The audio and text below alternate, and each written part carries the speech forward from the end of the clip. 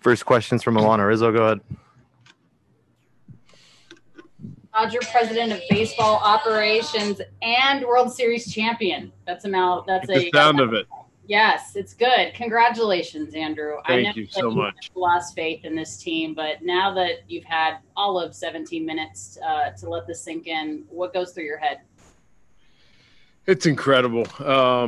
Just what we've had to go through this year, really as a country, as a world, just all that everyone has had to endure, and thinking back to April and May and fearing that Dodger fans were not going to get a chance to see this 2020 team even go on the field and compete.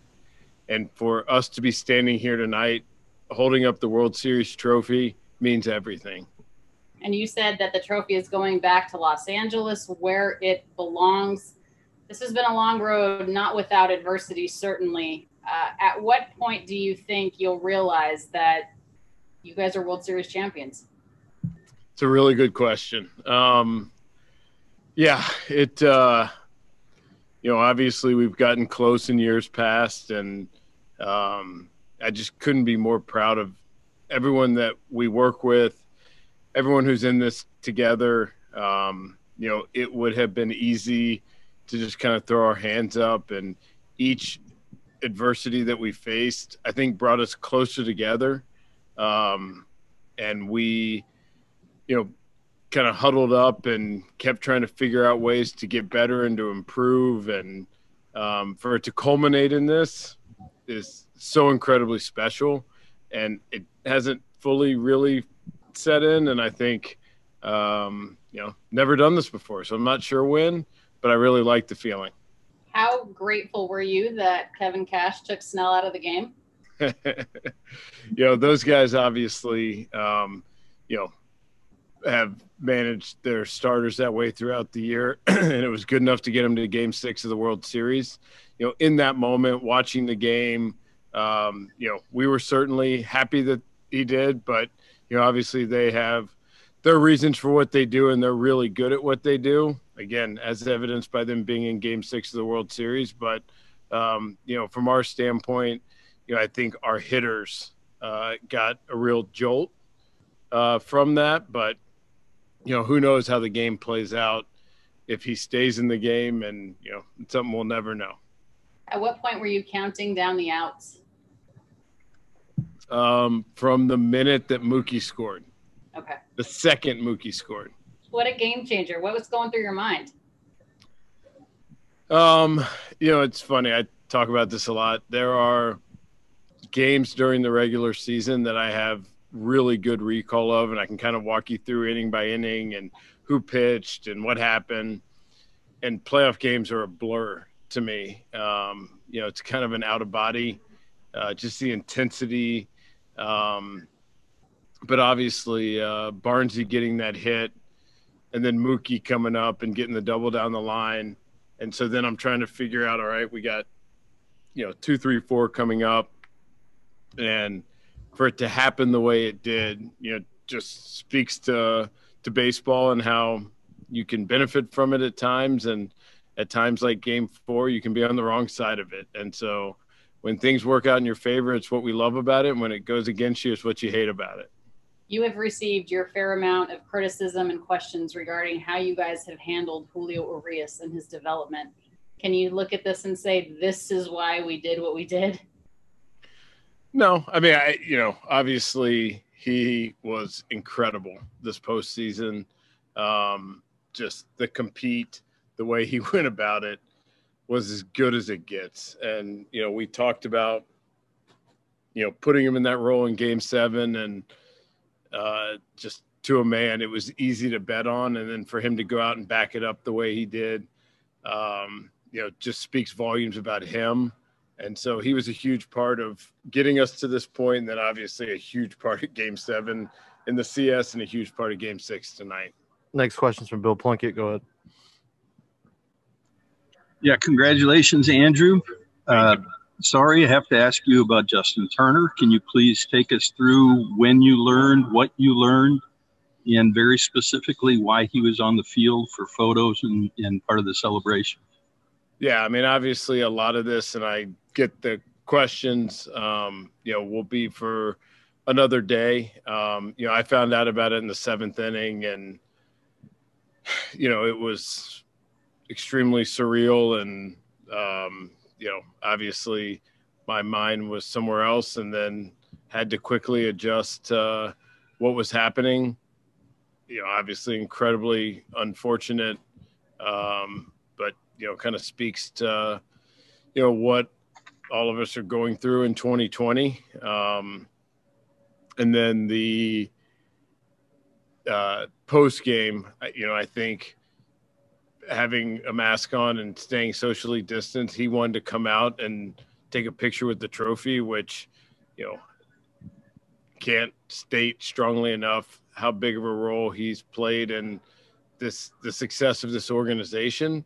But, I think for him, just being a free agent, not knowing exactly how the future is going to play out, I don't think there was anyone that was going to stop him from going out. I think, from at least my perspective, and, not watching it super closely with everything going on, but, I think he was mindful of, other people, especially other people that he hadn't already been in contact with. This is something that we're going to wrap our arms around tonight and in the morning and figure out, where we're going from here. It was obviously a really unfortunate, kind of end point of this incredible series, and definitely, affected some of the joy from winning just because of how much JT has meant to us, and, him not being able to be on the field for that final out, with everything he's done for this organization. But, it's something that is no one's fault. It's just how things played out. And, we'll figure out exactly how to proceed going forward. Will the team be going home, or do you have to stay here in quarantine again now? Not sure yet. We're going back tonight, and we're going to all take tests and figure out what the results are from that, and then go from there. You mean going back to the hotel? Correct. Thanks. Next question is from JP Hoornstra. Go ahead. Andrew, congratulations. Can you put into perspective just how much Mookie Betts meant to this? I mean, so much was talked about his acquisition, but then to see it come to fruition in the way that it did in the World Series, are you guys here celebrating this without him? It's hard to imagine we are. I gave the answer earlier that coming in when we acquired him, my expectations were sky high, and somehow he managed to find some headroom above that and exceed it. I can't say enough about the baseball player, the way he makes everyone around him better. And it's hard to imagine us sitting here right now without him. Next question is from Stephanie Apstein. Go ahead. Andrew, you were actually shown standing next to Justin with neither of you wearing a mask. I was definitely wearing a mask. Okay.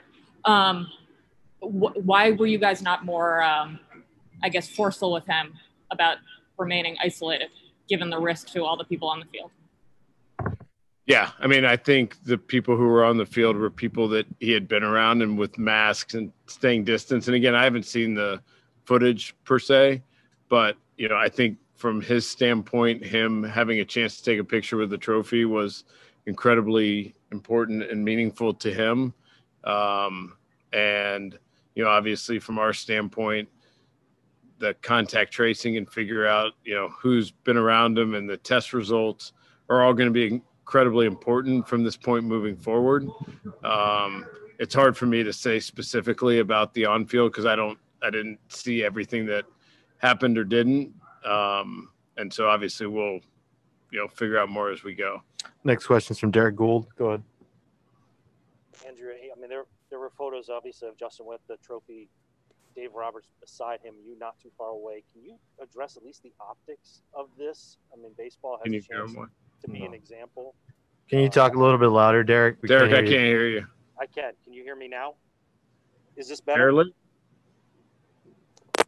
Go ahead. Yep. Better? Is this better? Yes, much Yeah. better.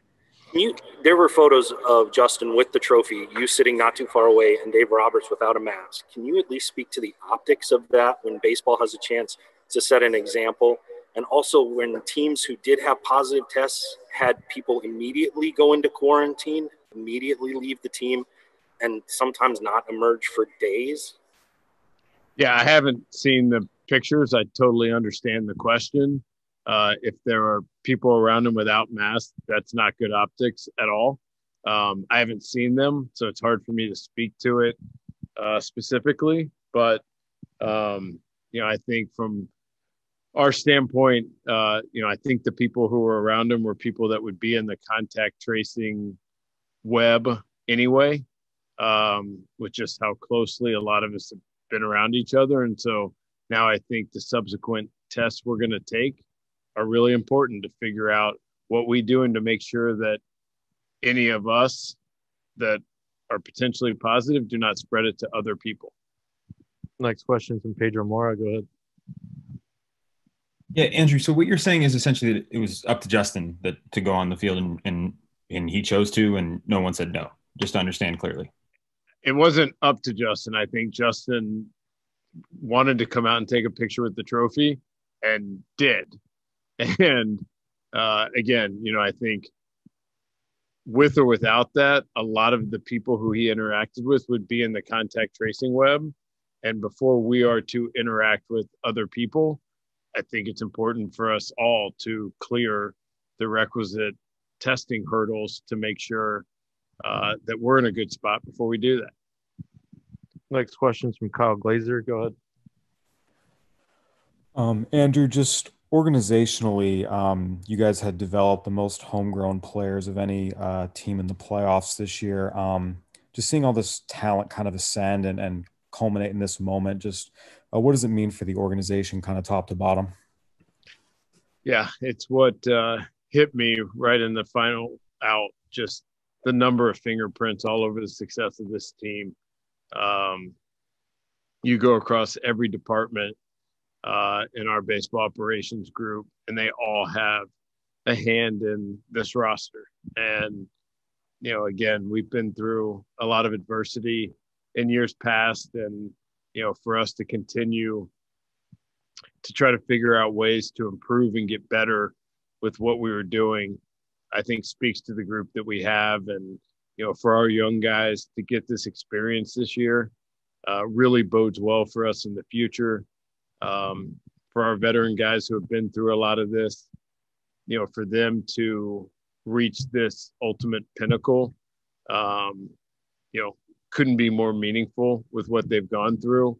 And so I think, just as a group, we couldn't be more proud and couldn't be happier about it. And, you kind of saw a lot of that joy, just a number of people, literally crying on the field. I think speaks to a lot of, what we've been through in the past and a lot of, what, we've gone through this year.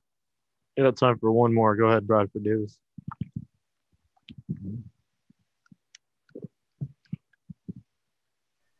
Hi, Justin. The protocol says that after the club receives notice of a positive test. I apologize. After the club receives notice of a positive test result for a player staff member, the club notifies the infected individual, requires him or her to isolate, meaning no contact with anyone other than medical professionals. So why did you choose not to follow that portion of the protocol? We did. When he came out of the game, he went and was quarantined in a doctor's office off to the side. Again, I think a lot of those instances are people who are around different and new people. The fact that we were all in a bubble together, I think means that from a contact tracing standpoint, we're all in that web. And so now it's important that, we all test negative however many times or whatever the protocols are to make sure that we don't go out and potentially spread it to other people. We've all been in a bubble. And so I think, the amount of contact and interaction between us that have been in that bubble is pretty high. And so now it's important to make sure that, the people who are infected are subsequently quarantined. And, I think by and large, it's to make sure that we don't spread it outside of this bubble, because from a contact tracing standpoint, we're all kind of in that web.